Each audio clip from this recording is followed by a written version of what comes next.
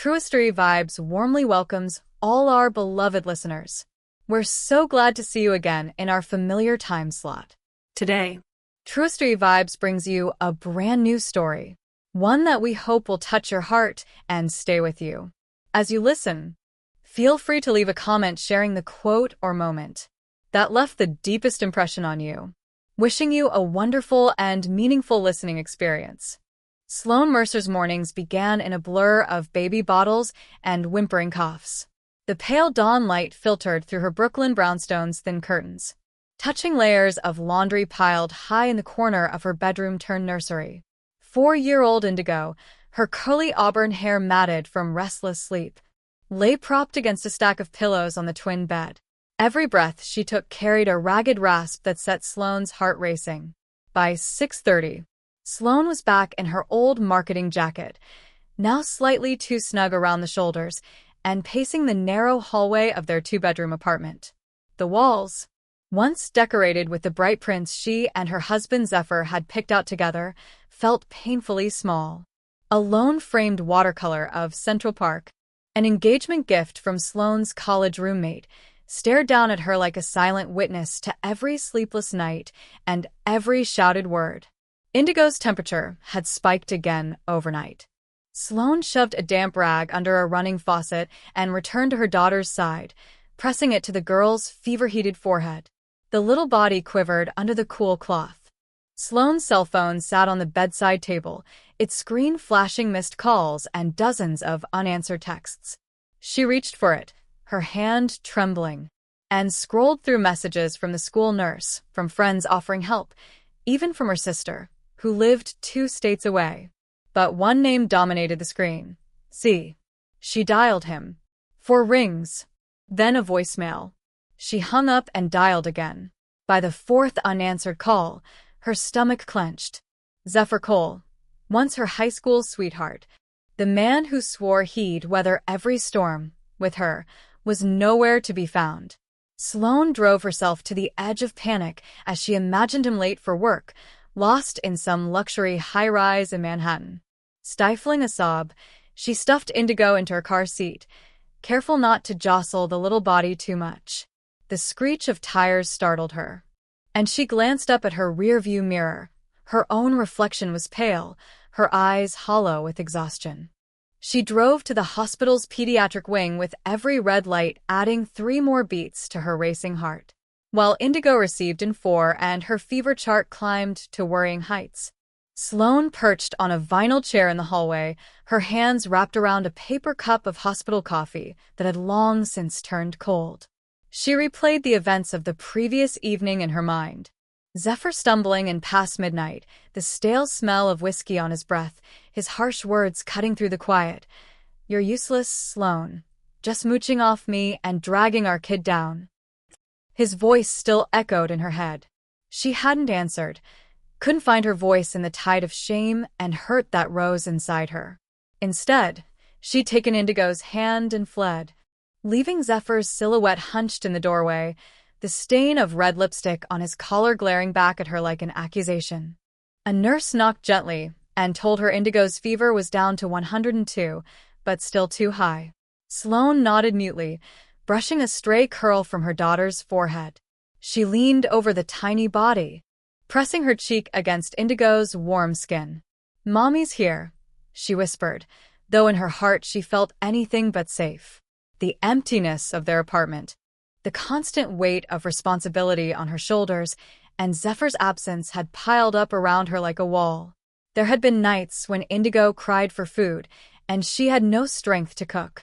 There were afternoons spent balancing overdue bills instead of playing make-believe tea parties. Her resume, once polished and proud, gathered dust in a forgotten folder. Here, in the sterile hospital corridor, Sloane realized how far she'd strayed from the life she'd once imagined. She had dreams, big ones, of traveling abroad, climbing corporate ladders, and building a home filled with laughter and light. Instead, she found herself anchored to fear, insecurity, and an ever-threatening avalanche of mounting bills. And Zephyr? He was supposed to be her anchor, her partner, her champion. Now he was barely a flicker in the doorway, his promises as empty as the echo of his footsteps disappearing down the hall. Twilight settled over the city, and the hospital's fluorescent lights flickered on as visitors hurried home. Sloane wrapped a blanket around Indigo's small shoulders and stood, cradling her daughter like a precious, fragile secret. She had to get back to their apartment, had to summon enough courage to face Zephyr's cold indifference, or, even worse, his scorn. But as she wheeled Indigo toward the exit, Sloane made a promise to herself that echoed through every fiber of her being. She would not fall apart here. She would not let her daughter grow up in this shadow. Whether she had a partner or not, she would find a way to rebuild. The hospital doors slid open, and the chill of the November evening wrapped around them. Sloane squared her shoulders, placed one careful hand on Indigo's back, and pushed the wheelchair toward their uncertain future. The life she'd known was crumbling, and maybe, just maybe, that was the first step toward something stronger, brighter, and entirely her own. The next evening, Brooklyn's sky was bruised purple as Sloane Mercer hurried down the narrow hallway toward her closet. She'd promised Indigo she'd cook her favorite mac and cheese. A small comfort for a little girl still shaking off fever. Heart pounding, Sloane yanked open Zephyr's side of the closet and rifled through his shirts, looking for something clean. That was when she saw it, smudged red along the collar of his crisp white Oxford. Time slowed. Sloane's breath caught in her throat. The lipstick smear was faded but unmistakable, a bright, seductive slash of scarlet on the inside of the collar, right where Zephyr's jaw would brush the fabric. Her fingertips trembled as she traced the mark. It had appeared almost overnight, a stain that wouldn't wash away. Her mind flickered back 2 nights earlier. She could almost feel the weight of his angry words. "You're dead weight," he'd snarled. She'd been in the kitchen, stirring Indigo's soup on the stove, hair pulled back, wearing nothing but an old t-shirt and yoga pants. His slurred voice had echoed through the apartment. "Get your act together or get out, Sloane." She dropped the ladle, her heart a stone in her chest, and shut herself in the nursery with Indigo. The little girl had clutched her stuffed giraffe and whimpered as rain rattled the windows. Sloane had pressed a cold rag to her daughter's burning forehead, vowing in that moment to protect her from Zephyr's cruelty. But in the chaos that followed, she hadn't thought to check the collar of his shirt. Now, under the harsh light of her bedroom, that lipstick stain burned on her fingertips like a confirmation, an admission that Zephyr's business trip excuse had been a lie. She swallowed hard, the room tilting around her. A lie. His empty promises, the missed calls, the guiltless return at dawn. It all hit her like a tidal wave. She felt nauseated, disoriented, as if the apartment itself had turned against her. She sank onto the edge of her bed, Indigo's soft blanket pooling around her knees. The carpet felt rough beneath her fingertips, grounding her in a reality she no longer recognized. How long had he been seeing someone else? How many nights had he lain beside her, smelling of whiskey and betrayal, brushing lips with another woman? Questions spun through her mind, each one sharper than the last. Was the lipstick from a careless goodnight kiss, or a passionate rendezvous? How long had he been gone before he answered her frantic calls? Was Indigo's fever just an excuse to hide a more dangerous secret? Her heart thundered, her palms sweaty. She pressed a finger to the collar, wiped it on a tissue, and watched the red smear spread like blood. The sight seared her chest. She could still hear her mother's voice from years ago. "You deserve someone who fights for you, not someone who fights you." Some primitive part of her wanted to flush the shirt down the toilet, to rip apart every piece of furniture in the apartment until the stain disappeared. But reason fought back. She carefully folded the shirt and placed it in a plastic bag, sealing it like evidence. Tomorrow, she would head to the dry cleaners for a formal examination and call Thorne Black, her lawyer, to advise her next steps. She stood, hands on trembling hips, and stormed into the nursery. Indigo was asleep, her chest rising and falling in gentle rhythm, strands of auburn hair tickling her cheek. Sloane brushed the hair aside and pressed her lips to her daughter's forehead. "Mommy's going to fix this," she vowed, voice low and fierce. She didn't sleep that night. Instead, she lay awake on the squeaky mattress, staring at the water-stained ceiling, replaying every moment she'd spent with Zephyr in the past weeks. Their anniversary dinner at that chic rooftop bar.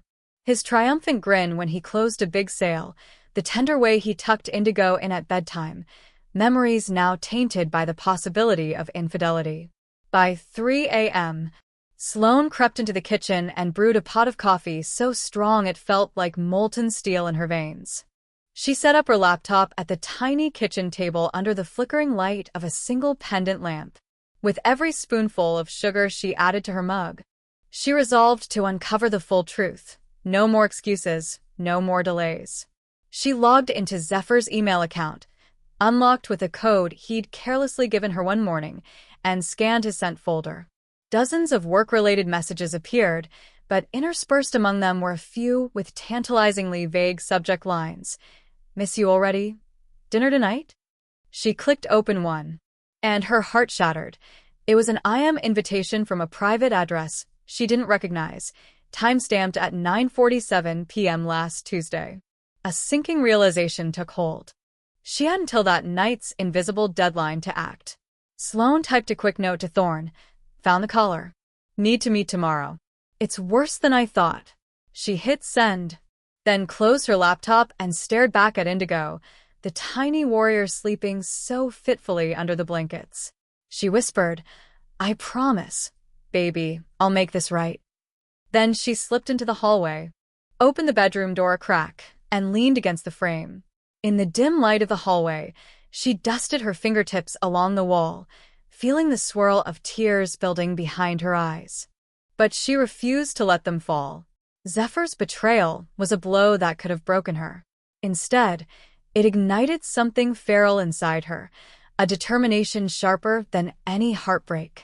Tomorrow, she'd start tearing down the lies he'd built. She'd find her strength again, piece by piece, for Indigo's sake and for her own. As the first hints of dawn crept through the blinds, Sloane Mercer closed her eyes with a steady breath. The lipstick stain on Zephyr's shirt was only the beginning of her salvation, and she was ready to fight for every step of that journey. Sloane Mercer woke the next morning to silence. The emptiness of the apartment felt deafening, as if every cheerful echo of "Mommy" that once filled the halls had been drained away. She shivered under the thin duvet, heart still hammering from last night's discovery. The lipstick stain on Zephyr's shirt had been a brutal confirmation of everything she'd feared but refused to admit. No more hiding. No more pretending. Today, she would begin again. She rose quietly so as not to wake Indigo and tiptoed into the bathroom. The mirror reflected the same weary eyes she had looked at yesterday, still puffy from tears, still touched by exhaustion, but now there was a steady glimmer in them, an ember of determination. Sloane splashed cold water on her face, the shock jolting her senses into sharp focus. She examined herself, hair tied back in an unflattering knot, sweatpants worn thin at the knees. She looked like someone who had surrendered. But surrender was a luxury she could no longer afford. Back in the bedroom, she found Indigo curled into her favorite giraffe plushie, breathing softly. Gently, Sloane kissed her daughter's forehead, then tiptoed into the living room. A soft gray hoodie, Zephyr's old jogging sweatshirt, lay draped over the armchair. She slipped it on for comfort and warmth, a small shield against the chill of uncertainty. Sloane rummaged through the closet again, this time retrieving her laptop bag and a battered notebook she'd kept from her college days. Flipping the notebook open, she saw the heading she'd written long ago. "Plans for my dream life." Inside were bullet points she'd once jotted in a delirium of ambition. Work in San Francisco marketing firm. Travel Europe for 6 months. Own a flower shop in Brooklyn. Teach creative writing workshops. All dreams now faded. But she closed the book gently, determination coloring her fingertips. She needed income, she needed evidence for her case, and she needed a plan that would carry her into a future she could shape. The first step was building a small business online, something she could run from home around Indigo's schedule. The second was solidifying her divorce case with incontrovertible proof. And the third, perhaps the hardest, was reclaiming her confidence. By 8 o'clock, Indigo was seated at the small kitchen table, spooning oatmeal into her mouth under the soft glow of the pendant light. Sloane adjusted her daughter's bib, the simple act filling her with love and purpose. Indigo looked up at her, bright-eyed. "Mama, you look happy today," she said between bites.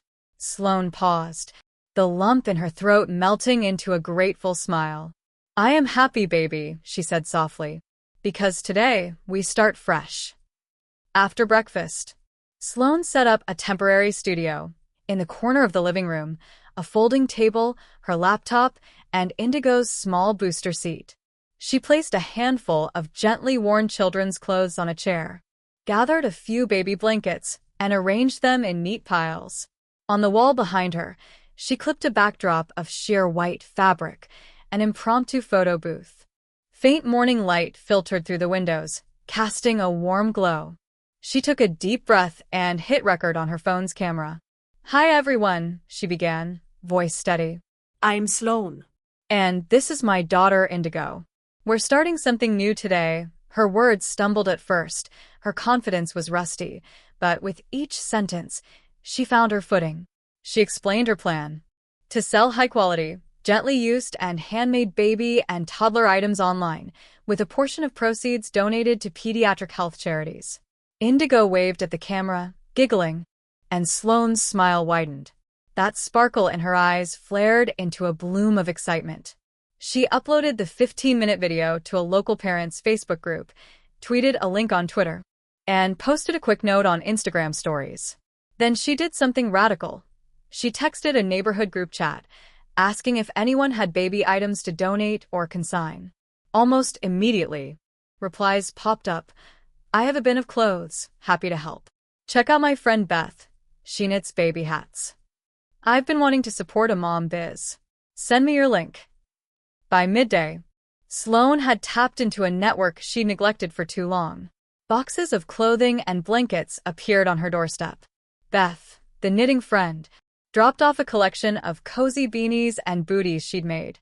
Mrs. Maribel, the kindly neighbor who had checked on Indigo when she was sick, handed over a stack of plush toys with a wink. "You got this, honey," she said. Meanwhile, Sloane contacted Thorne Black, her lawyer, to schedule an appointment for evidence handover. Thorne had already set aside the messages and photos she'd collected. Now she had the courage to add the collar with the lipstick stain to the file. And even a recording of the last angry confrontation. Thorne reassured her. "This is rock solid, Sloane. They won't stand a chance." After the lawyer's meeting, Sloane returned home more energized than she had felt in months. She labeled and photographed each item under the soft hang of her phone's ring light and saved the images to her laptop. She drafted an About Us page, weaving in her story of a mother driven to create something positive amid pain. She uploaded the first batch of listings to her new store, Mercer and Company, and clicked publish. Within minutes, notifications started pinging. Sales of a handmade giraffe pattern swaddle, offers on a vintage denim baby jacket, likes and supportive comments. Sloane's chest tightened with emotion. For once, her name was appearing on people's screens, not as a helpless victim, but as a creator, a provider, a hopeful entrepreneur. By late afternoon, Indigo yawned and rubbed her eyes. Sloane scooped her up and carried her to the couch.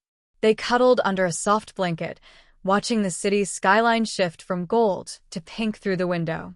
Indigo nestled into her mother's arms and murmured, "I love your store, Mama." Sloane pressed a kiss to her daughter's temple. "I love it too, baby. And we're just getting started."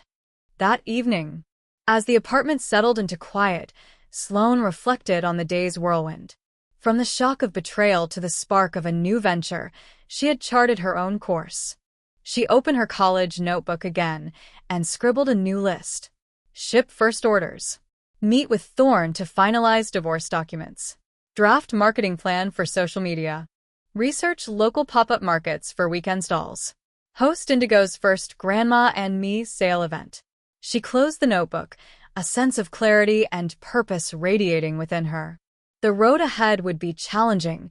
Balancing single parenthood with a startup was no small feat, but she felt armed for the journey. She had reclaimed her narrative, turning heartbreak into a launch pad for reinvention. Sloane Mercer tucked Indigo into bed, whispered a prayer of gratitude, and sat by the window long after her daughter's soft breaths filled the room. Outside, the city lights flickered like constellations, each one a reminder that new beginnings shone brightest after the darkest nights. She smiled, knowing that the path to rebuilding her life had begun, not with a partner's promise, but with her own unbreakable resolve. By the time Sloane Mercer sat down in Thorne Black's polished office, she felt a curious mix of exhaustion, relief, and a fierce determination that crackled beneath her skin. The afternoon sun slanted through the floor-to-ceiling windows, warmth spilling across the sleek walnut desk where Thorne's laptop was already open, ready for their meeting. "Okay," Thorne began, his tone both reassuring and businesslike. He slid a manila folder across the desk toward her. On the front, in neat block letters, was written Mercer versus Cole, dissolution file. Sloane took a breath and opened it. Inside, she found a meticulous compilation of evidence, text transcripts, photos, financial records, and audio clips, arranged in clear chronological order. It was everything she'd worked so hard to gather in the weeks since discovering Zephyr's betrayal. Sloane's heart pounded as she flipped to the first section, labeled Communication Logs. Here were Zephyr's texts, the innocuous work messages interspersed with the staggered, affectionate notes to a private email address she'd uncovered. Each message was screenshot with timestamp and device ID. Thorne had even annotated them, highlighting the most incriminating lines. "Miss you already. Can't wait to see you tonight.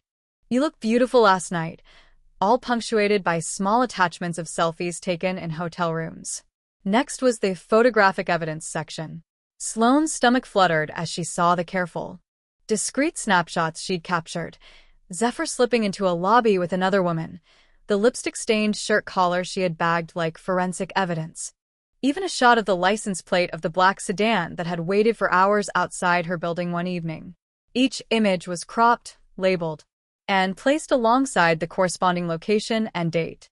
She turned to the middle of the file, the audio recordings section. Thorne had burned the relevant voice files to a secure USB drive and transcribed them onto paper. Sloane recognized her own voice shaking as she confronted Zephyr that night. "Who is she, Zephyr? Why are you doing this to me?" His reply, harsh, unrepentant, was there in black and white. "Get over yourself, Sloane. I owe you nothing." Finally, Sloane reached the financial and property records segment. Zephyr's name was on a mortgage for a condo in Hoboken that Sloane had never known about. His earnings statements from multiple firms that didn't match the modest salary she believed supported their family. These discrepancies pointed to his hidden affairs, and more importantly, to his lack of financial transparency in the marriage. Sloane felt a swell of emotion, vindication mixed with sorrow. She closed the folder gently. "It's all here," she said, her voice steady but quiet. "My God, I can't believe how much I missed." Thorne nodded, tapping his pen against his chin. "We've built an ironclad case. Under New York's no-fault divorce system, you could cite irreconcilable differences, but with this supporting documentation, we'll also pursue an equitable distribution that reflects his deceit, and you'll have full custody." Sloane let out a breath she hadn't realized she was holding. "And he can't fight this?" "He can try, but the evidence is overwhelming. The judge will see the pattern: financial manipulation, infidelity, emotional abuse," Thorne said. "Moreover, because you've demonstrated his willingness to conceal assets and to lie about his whereabouts, we can ask for legal fees and spousal support to fall squarely on him. Our next step is to file the summons and complaint by week's end."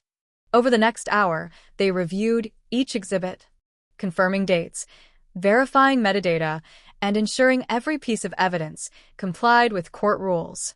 Thorne advised her to prepare a personal affidavit, her statement under oath about the marriage's breakdown and her reasons for seeking sole custody. He provided guidance on tone and structure, concise, factual, and focused on the children's best interests.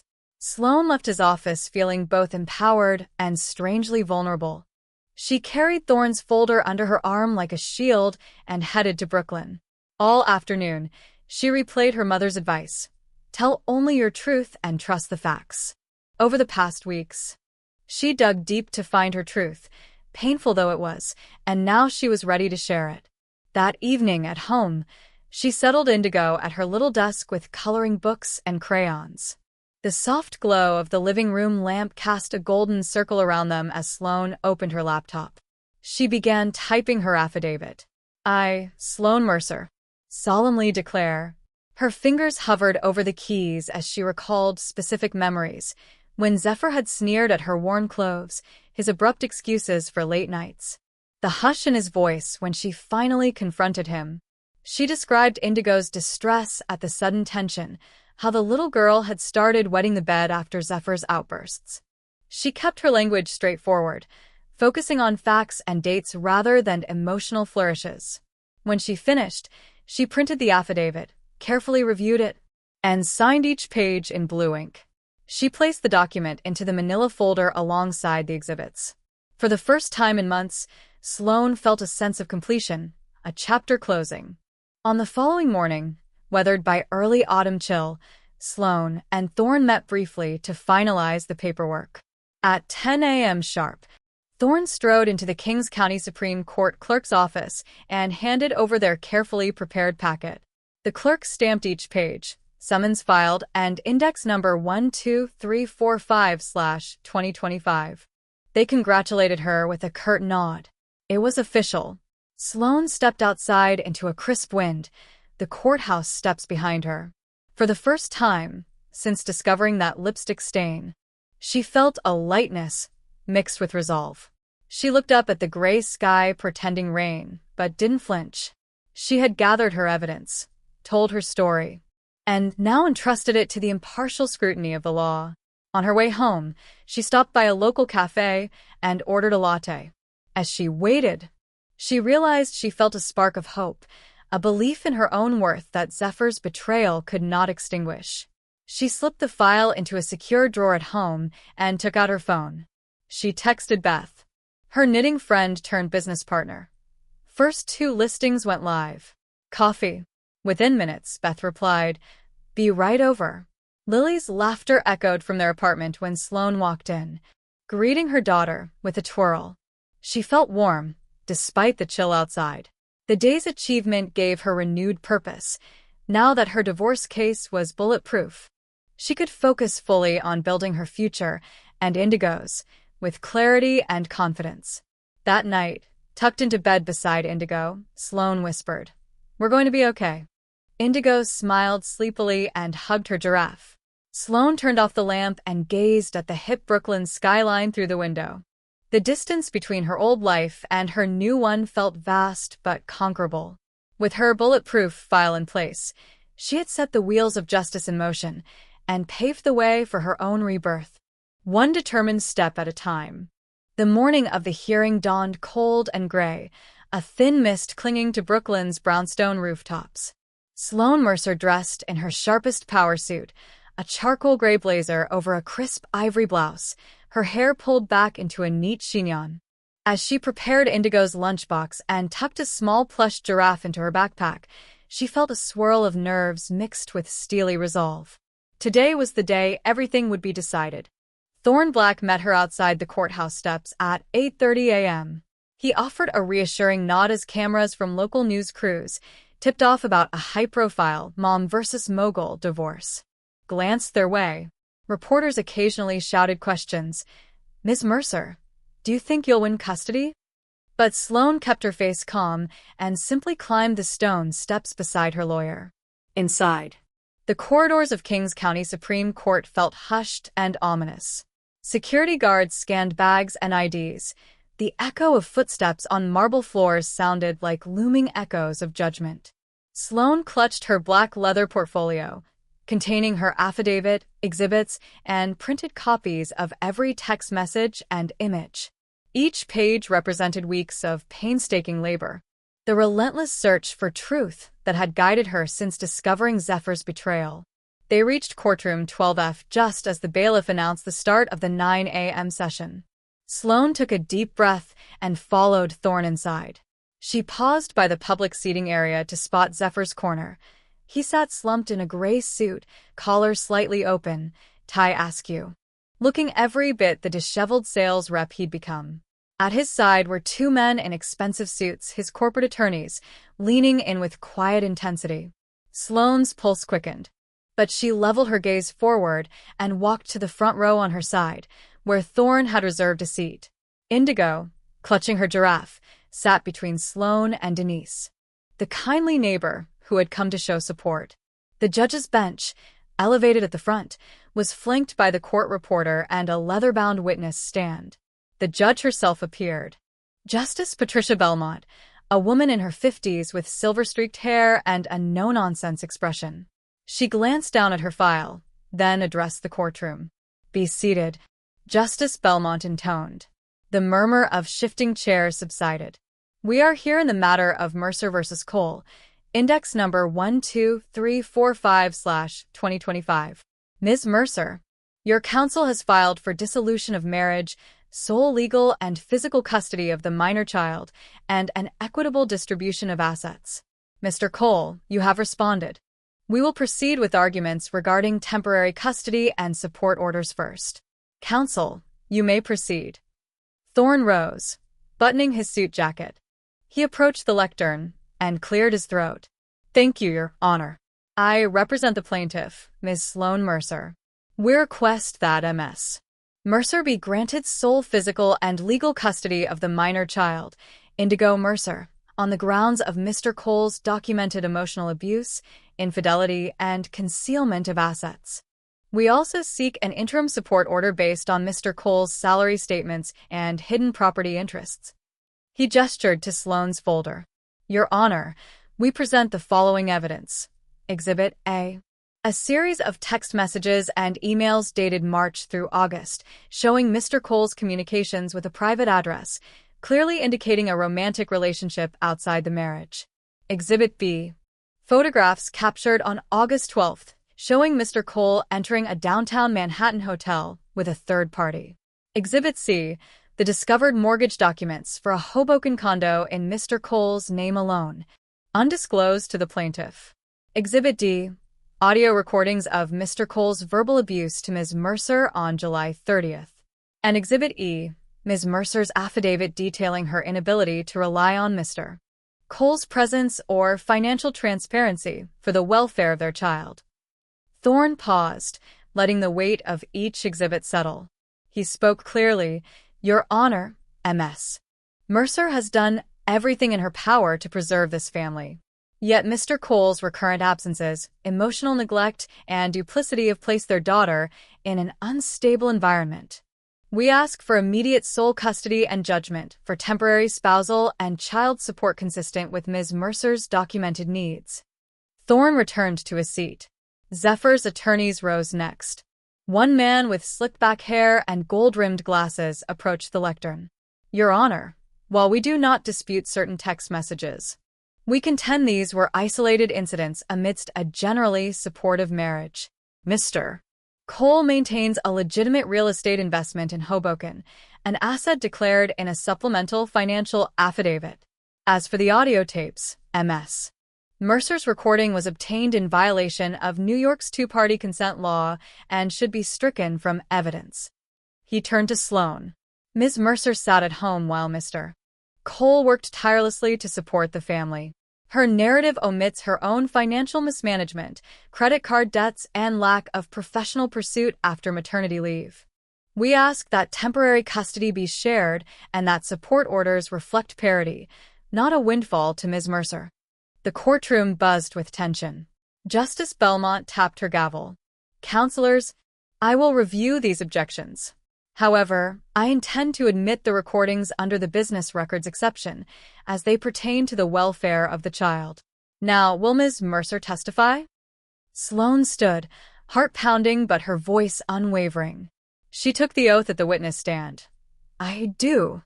She sat, one hand gripping her portfolio. Justice Belmont spoke gently but firmly. "Ms. Mercer, Please describe for the court the circumstances leading to your request for sole custody. Sloane inhaled. Your Honor, from spring of 2024 onward, my husband began returning home later and later, often not at all. I would find work shirts abandoned at the door, with lipstick stains. Messages on his phone from an unknown Molly, asking him to meet. Our daughter, Indigo, started waking up crying, asking, "Where's Daddy?" She developed nightmares of being alone. I couldn't let her grow up feeling abandoned. Her voice wavered as she recalled the loud arguments. On July 30th, he came home drunk and screamed at me in front of Indigo, calling me a leech and worthless. I recorded the exchange because I knew it was damaging our daughter. I've tried to reconcile, but every attempt was met with more lies and excuses. She paused, steadying her voice. I love Indigo more than anything. I have the stable home, the daily routine, and the support of my community, parents, neighbors, friends, who stand by me. Mr. Cole's unpredictable behavior endangers our daughter's emotional well-being. I ask this court to grant me sole custody for her safety. Justice Belmont nodded, then addressed Zephyr's counsel. Mr. Reed, you may cross-examine. Zephyr stood and approached the stand. His suit hung loosely, his eyes red-rimmed. He cleared his throat. Ms. Mercer, you said I screamed at you. Isn't it true you had neglected to prepare dinner that night because you were busy on your laptop selling clothes online? His tone was dismissive. Sloane lifted her chin. Mr. Cole, if you had been home to help, there would be no need for me to juggle both dinner and childcare on my own. He shifted uncomfortably and then pressed. You mentioned financial instability. You left your career to stay home. Don't you think you share blame for that situation? Isn't it fair that should share custody and support equally? Sloane's gaze burned. I left my marketing job when our daughter was born. I made that choice with you for our family, but when you vanished, you broke the partnership. Now I shoulder the full burden of parenting and finances. Shared custody would just shift that burden back onto me when I need stability for Indigo. Her words hung in the air, and a hush fell over the room. Zephyr opened his mouth, but the judge raised her hand. No further questions, she said. He sat down, staring at Sloane with something like pain or regret in his eyes. Brief recess followed, during which Thorne and Sloane huddled briefly. His words were succinct. You did well. Your truth came through. He gave her hand a supportive squeeze. When court resumed, Justice Belmont reviewed the exhibits, calling key witnesses. The school nurse attested to Indigo's anxiety episodes. Mrs. Maribel testified to Zephyr's frequent absences and Indigo's emotional distress. A forensic accountant confirmed the hidden mortgage and unreported assets. Each witness reinforced a portrait of instability and deceit. By early afternoon, after nearly 6 hours of testimony, both sides made closing arguments. Thorne's summation was powerful in its simplicity. Your Honor, Ms. Mercer has proven beyond doubt that her daughter's best interests lie in her primary care. Mr. Cole's actions have demonstrated negligence and concealment. We ask you to grant sole custody, interim support, and a protective order ensuring consistent care. Zephyr's attorney pleaded for leniency, citing his client's commitment to repair and willingness to attend counseling. But his words felt hollow. He offered no details, no timeline, no guarantee that things would change. When Justice Belmont rose to deliver her decision, the courtroom fell silent. Having reviewed the evidence, I find that the welfare of the child, Indigo Mercer, would be best served by granting sole legal and physical custody to Ms. Sloane Mercer. Mr. Zephyr Cole shall pay interim child support in the amount of $2,500 per month, along with spousal support of $3,000 per month, pending final judgment. Additionally, I find clear and convincing evidence of financial concealment and emotional abuse, warranting an award of attorney's fees and costs to the plaintiff. This court will reconvene in 4 weeks to address final distribution. A collective exhale rippled through Sloane's side of the courtroom. Thorne quietly offered his congratulations as Sloane's legs threatened to buckle. Indigo, clutching her giraffe, threw her arms around her mother's waist the instant they left the stand, whispering, "Mommy, yay." Sloane hugged her fiercely, tears stinging her eyes. Outside, reporters clamored for statements. But Sloane only managed a calm smile and a brief, "I'm grateful the court recognized what's best for my daughter." She turned and walked down the courthouse steps, Thorne and Denise flanking her. While Zephyr lingered behind, his victory vanished like mist in the sun. As they reached the sidewalk, Sloane looked at Indigo's bright, hopeful face and knew more battles lay ahead. But today's victory, the fateful hearing, had sealed her daughter's safety and set them free from a past of lies. Today, they could breathe again and step into the future they deserved. The courthouse's marble steps faded behind her, and as Sloane Mercer stepped into the crisp afternoon air, she felt an unexpected lightness. Justice Belmont's ruling had been decisive and final for now. Appeals could be filed, but for this moment, she held the knowledge that Indigo's well-being would no longer hinge on Zephyr's unpredictable presence. Waiting for her on the curb was Thorne Black, his tailored navy suit crisp, a sympathetic smile on his face. "Congratulations," he said, handing her a to-go box of coffee. "You earned this today." Sloane accepted the steaming latte with a grateful nod. "Thank you, and thank you for everything," she replied, seating Indigo in her stroller. The little girl clutched her giraffe plushie and peered up at Thorne with sleepy eyes. "Daddy's gone," Indigo announced in a small voice. "But I still have you, Mommy." Sloane's heart constricted with love for her daughter. She bounced Indigo's stroller gently. "Yes, baby. You have me and you have Uncle Thorne," she smiled down. Thorne knelt, offering Indigo a high five. Indigo's grin widened, her trust in them as bright as the autumn sun. They strolled through Brooklyn's bustling streets, visiting a small deli for sandwiches. As they ate on a bench, Thorne broached their next steps. "In a few days, I'll file the final papers. After that, your divorce is official. I know that means a lot of change, both legally and personally." Sloane took a careful sip of her coffee. She'd spent years defining herself through her partnership with Zephyr, but now she faced a reality entirely her own. "I know. It's bittersweet. I'm relieved, but also a little frightened." Thorne nodded. "Change like this always carries a bit of fear. But you've demonstrated resilience every step of the way. And now it's time to focus on what comes next, your business, your home, and most importantly, Indigo's happiness." They mapped out a quick schedule, finalizing Mercer and Company's warehouse lease in Dumbo, scheduling a pop-up at the local fall market, and drafting social media campaigns to capitalize on the holiday shopping rush. Thorne insisted on helping where he could, designing a simple logo, refining their Shopify store layout, and Sloane welcomed the support. Later that evening, at home, Sloane settled Indigo into her pajamas and tucked her into bed.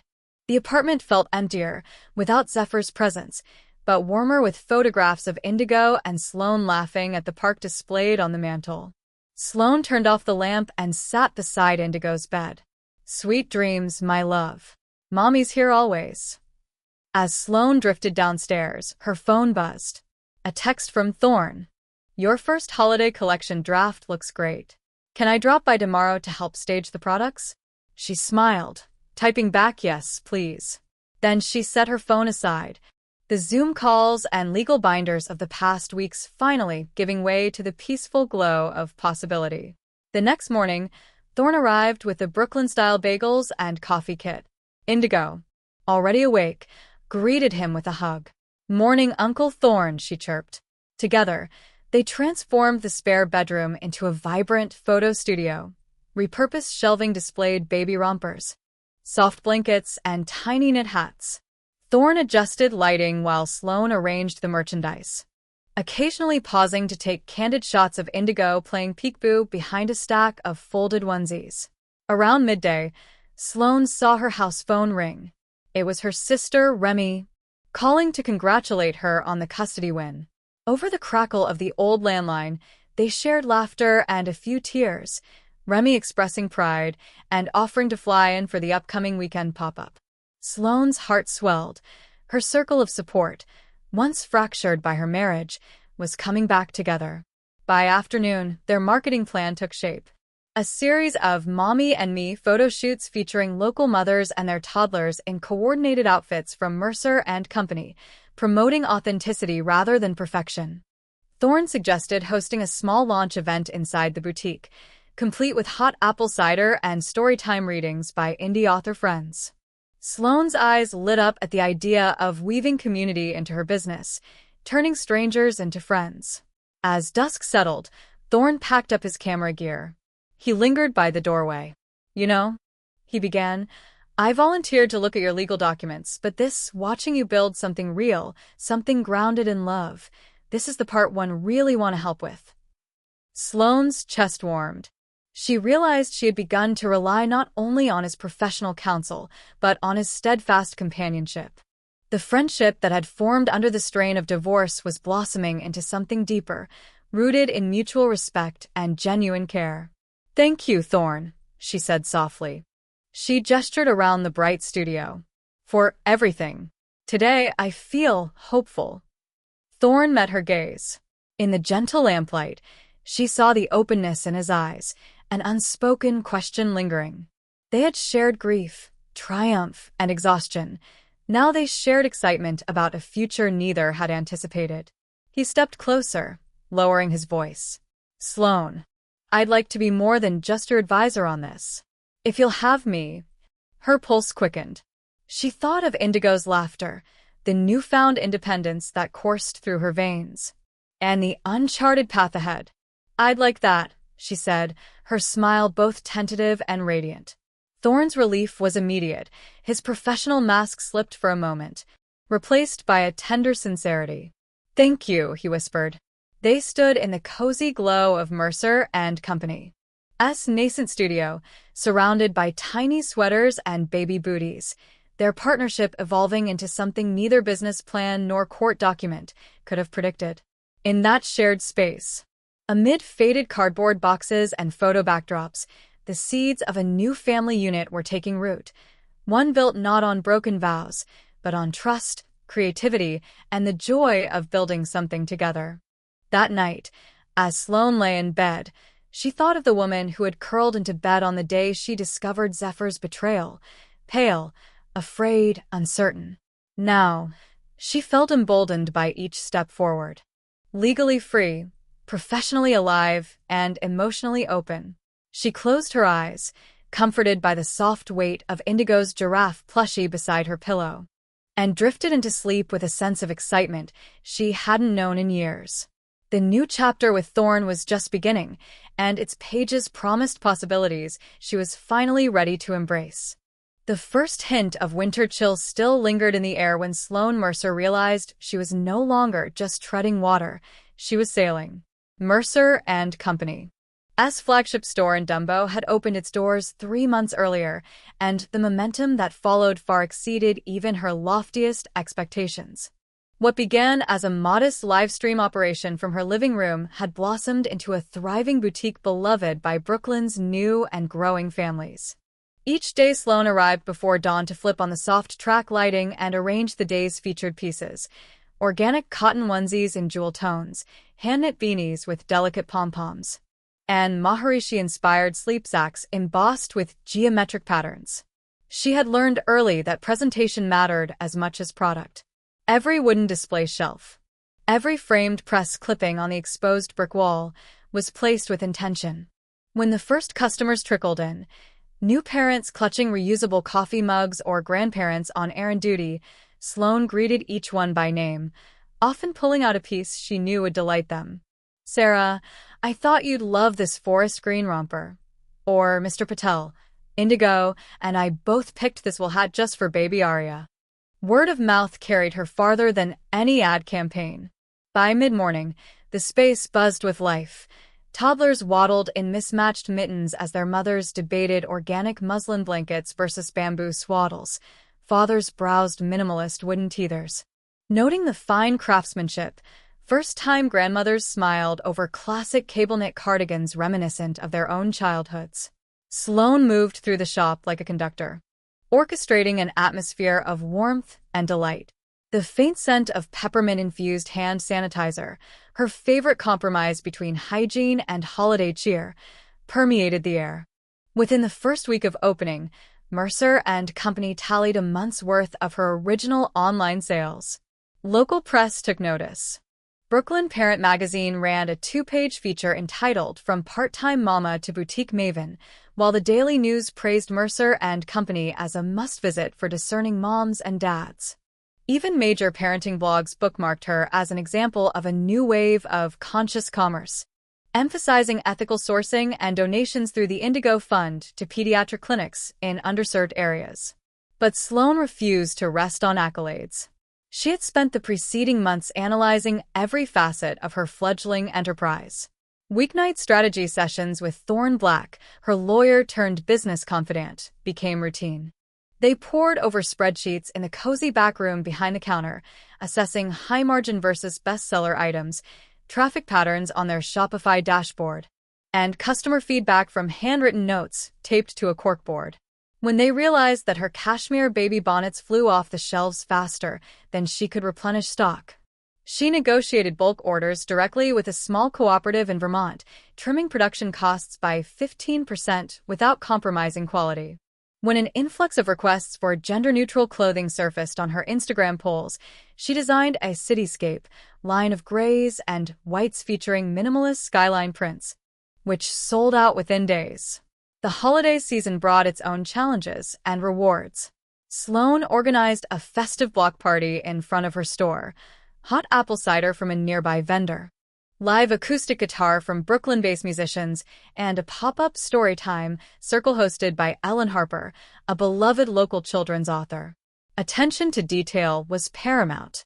She draped vintage-inspired holiday garlands over the parking bollards, commissioned Indigo to draw seasonal gift tags printed on recycled paper, and arranged gift baskets that paired soft blankets with artisan teething cookies from Patchwork Bakery.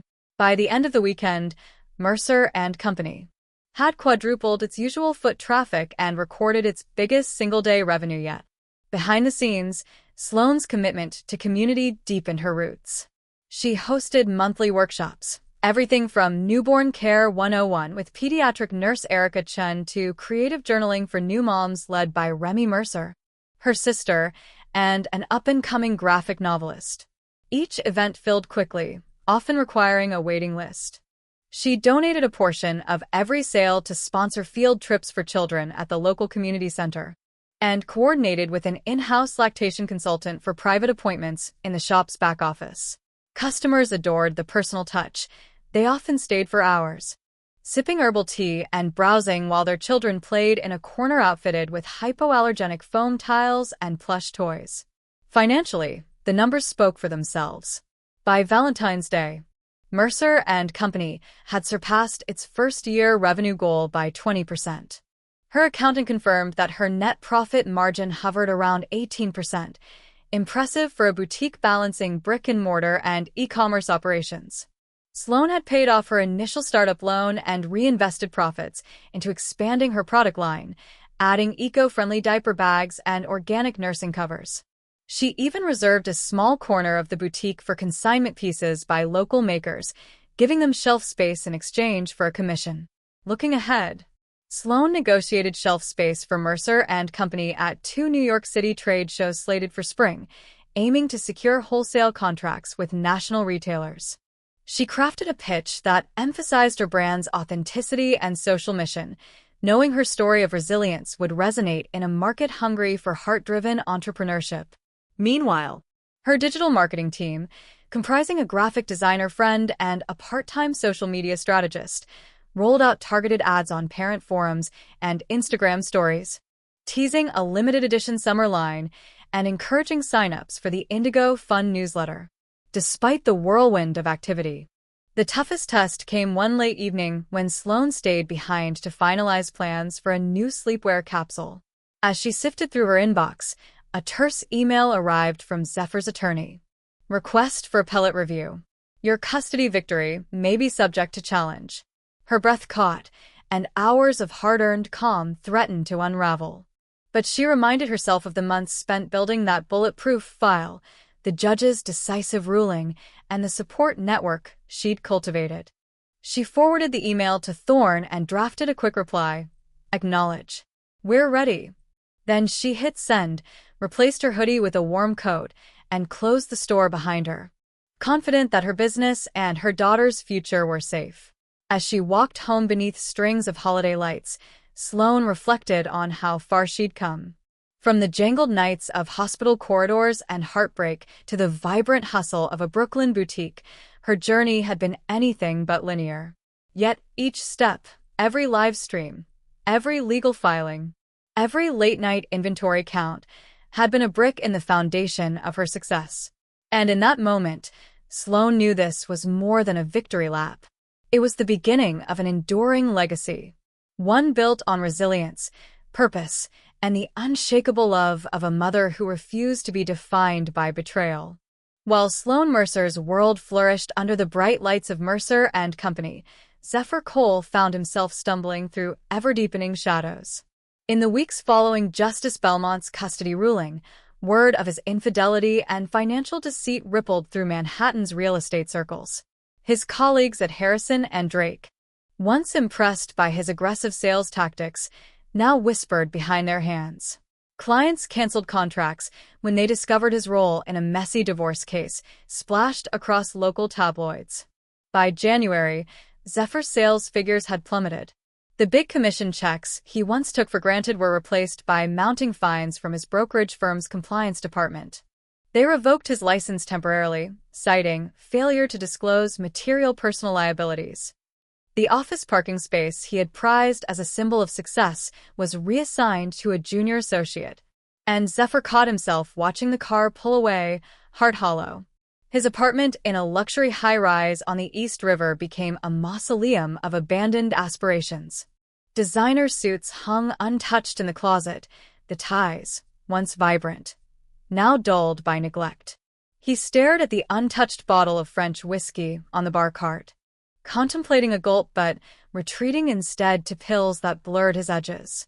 Nights grew sleepless, haunted by the echo of Sloane's courtroom testimony and the proud, determined glint in her eyes as she thanked him for nothing. Calls went unanswered. His mother worried when he missed her birthday brunch. His attorney tried to negotiate a settlement for his mounting legal fees. Recruiters in his inbox offered low-level contract work he knew he couldn't stomach. Everywhere he turned, Zephyr felt a cold wall closing in, a life engineered for respect and success unraveling in a series of bad decisions now broadcast for all to judge. His phone buzzed one frosty morning. A final text from Harrison and Drake HR. Your contract is terminated, effective immediately. Please return company property to headquarters by 5 p.m. today. Zephyr clicked read, then stared at the screen so long that the text blurred into gray. He packed his laptop, ID badge, and a single framed photo of him and Indigo, taken at Macy's Thanksgiving Day Parade, into a cardboard box. As he carried it down the gleaming corridors, he felt the weight of every failed promise press into his shoulders. After work, Zephyr retreated to his apartment, where emptiness stretched in every direction. The spacious living room, once a blank canvas for date-night candles and social gatherings, now stood cold and uninviting. He sank into the leather sofa and stared at the muted television, the screen flickering with undecipherable news. A single spot of red lipstick remained, stubbornly smeared on the collar of a shirt he'd been too numb to launder. It mocked him with every heartbeat.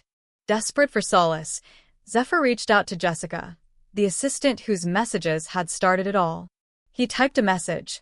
Can we talk? I need closure. But she blocked him before he could hit send. He tried his sister's number, hoping for familial refuge. She answered once, voice tight. I can't do this, Zeph. Not until you get help. Their call ended in silence heavier than any argument.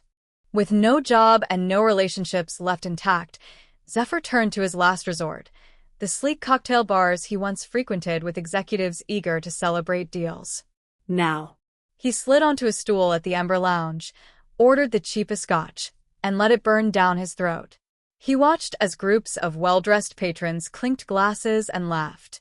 An alien world he once belonged to, but now felt barred from.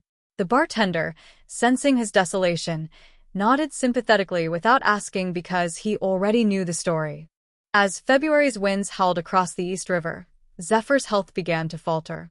The stress manifested in sleepless nights, a tightening chest, and a tremor in his hands that made it impossible to hold a pen. He collapsed in his bathroom one dawn, the harsh, white tile unforgiving beneath him. An ambulance ride followed, a haze of fluorescent lights, hushed voices, and beeping machines.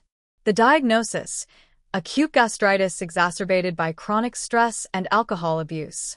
A doctor warned him, "If you don't change, you risk far worse: heart problems, permanent liver damage."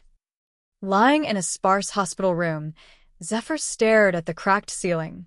He thought of Sloane, her calm composure, her triumphant smile when she emerged from the courthouse, the strength she had rediscovered. He thought of Indigo, his little girl who had once called him Daddy with unguarded love. Now, he realized he had traded everything for pride, for fleeting thrills, for a life at the expense of his family. Despite the warning, he slipped back into old patterns once discharged: long nights, blind screen messages, and clinking of bottles. But each embrace felt hollow, each lie weighed heavier on his conscience. He found himself haunted by memories. The night he left Sloane and Indigo in the hospital corridor, the gleam of pride in her eyes when she first live-streamed for Mercer and Company. The crack in his own reflection when he realized how far he'd fallen. Then, one bleak afternoon, Zephyr received a certified letter stamped with Sloane's attorney's seal.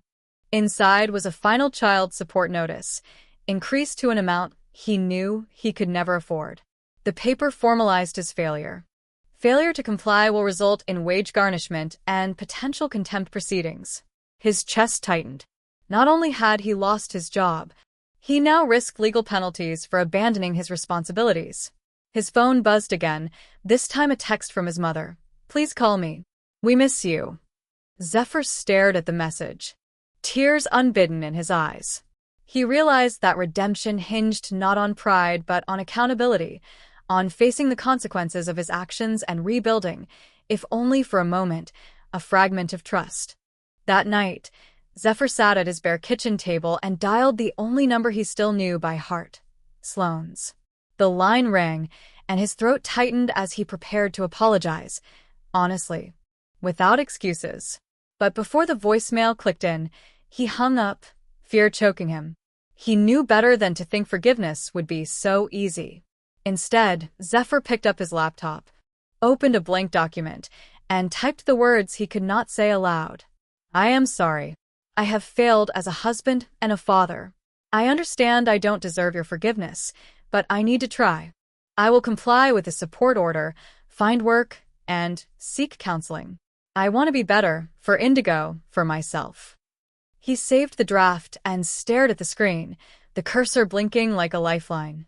The journey ahead was daunting: rebuilding credit, securing steady employment, confronting his alcoholism.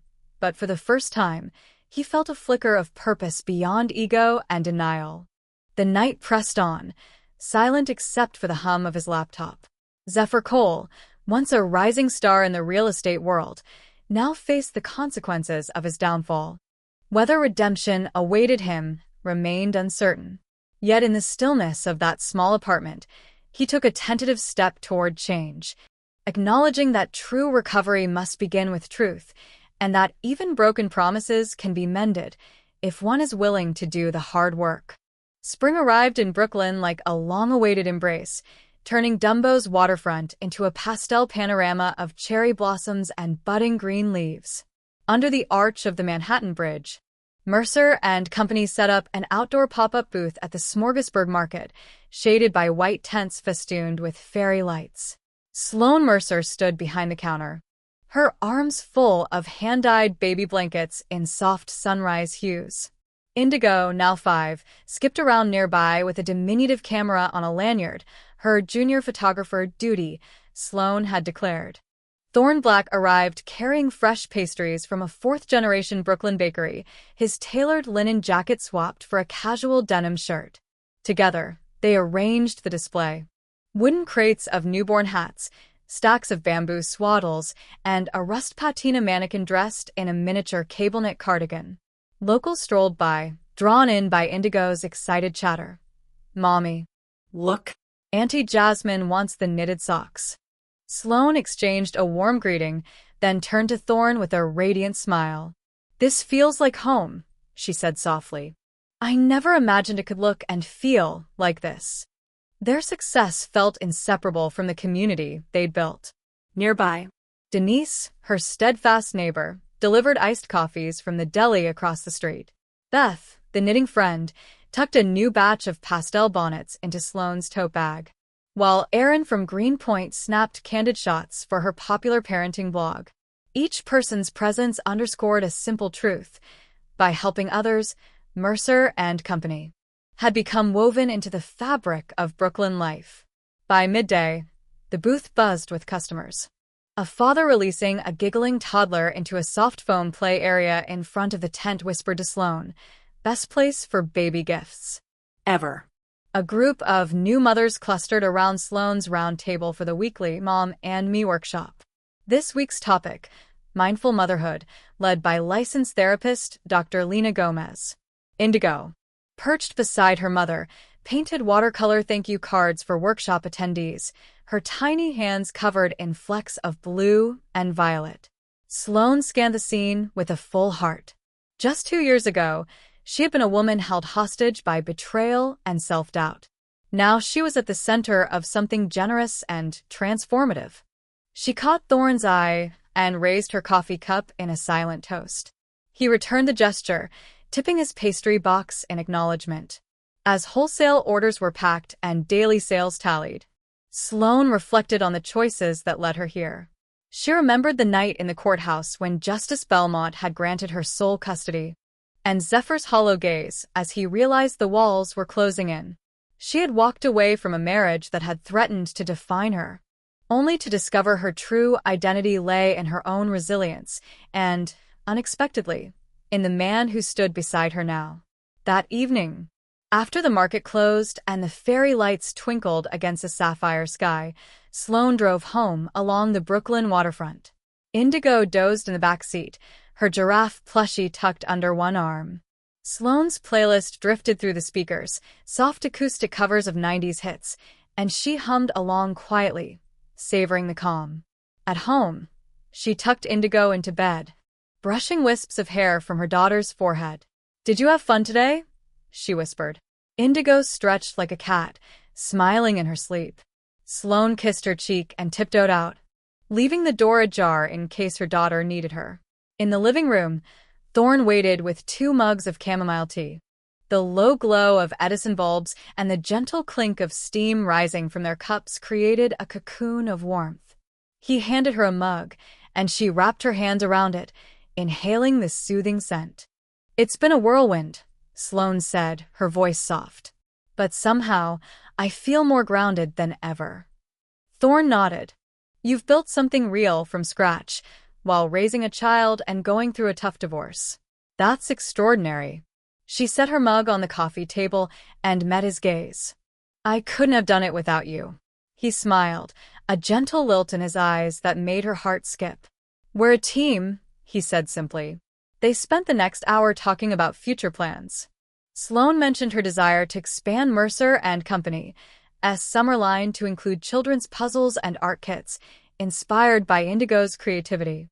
Thorne suggested hosting a midsummer, Tiny Trailblazers photo contest where kids could submit pictures of themselves exploring the city, with the winner featured on a limited edition tote bag. Over the months, they continued refining their approach: SEO optimization for the online store, pop-up events in Queens, and a collaboration with a Brooklyn-based illustrator to create a custom storybook showcasing Indigo's adventures.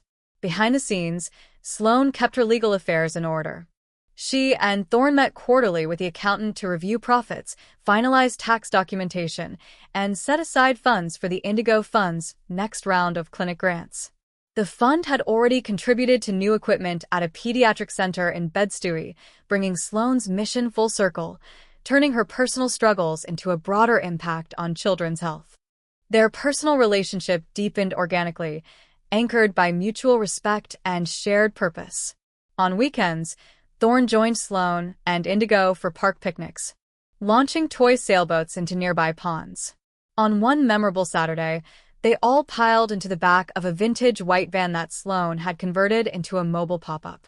They toured the Hudson waterfront markets, laughing as Indigo declared the Giraffe Mobile her favorite playground. That autumn, with the business thriving, Thorn and Sloane began discussing a more formal partnership, both in business and life. Over dinner at a cozy rooftop restaurant overlooking the Brooklyn skyline, Thorn nervously asked Sloane to consider moving in together, to share the rent on a brownstone apartment that would become their shared home. Sloane, touched and excited, agreed. They spent the following weeks hunting for a place with a spare room perfect for Indigo's play area and a bright front room for Sloane's small office. The day they signed the lease on 331 Henry Street, across from a little community garden, felt like the culmination of everything they had worked toward.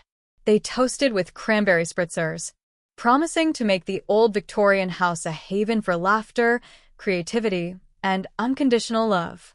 Meanwhile, Zephyr Cole's efforts at redemption unfolded in the background. After months of rehabilitation and counseling, he reached out through his attorney, requesting supervised visits with Indigo. Sloane, guided by the court's orders and her own protective instincts, allowed short meetups in neutral territory, with Thorn present for support. Initially, those encounters were awkward.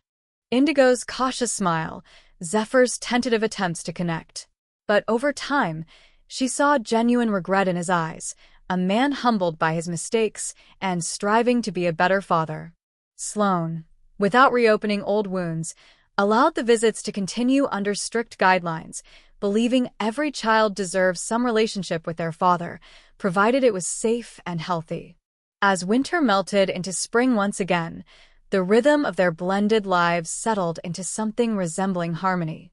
The shop's anniversary marked another milestone, a festive celebration in the new brownstone's backyard, where Mercer and Company's neighbors, their parents and friends, gathered under string lights. Indigo ran barefoot through the grass, chased by Thorn with a bubble wand.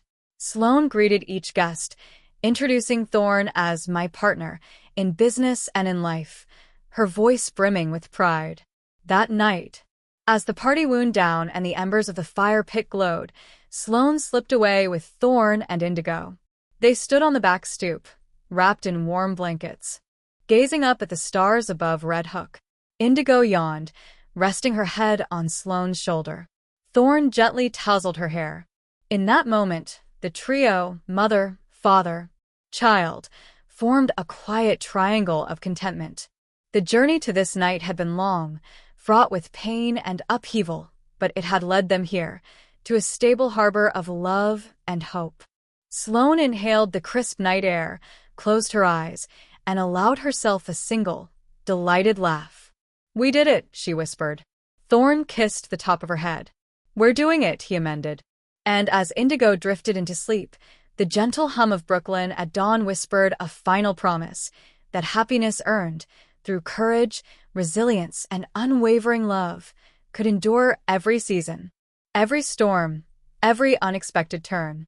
In that hallowed space between the city lights and the silent sky, Sloane, Thorn, and Indigo savored their happiness, sustained, steadfast, and beautifully theirs. And that brings us to the end of today's story on TrueStory Vibes. Don't forget to leave a comment with a quote or moment that touched you the most. Your words give our team the motivation to keep creating more heartfelt stories. Thank you for listening, and we'll see you again soon.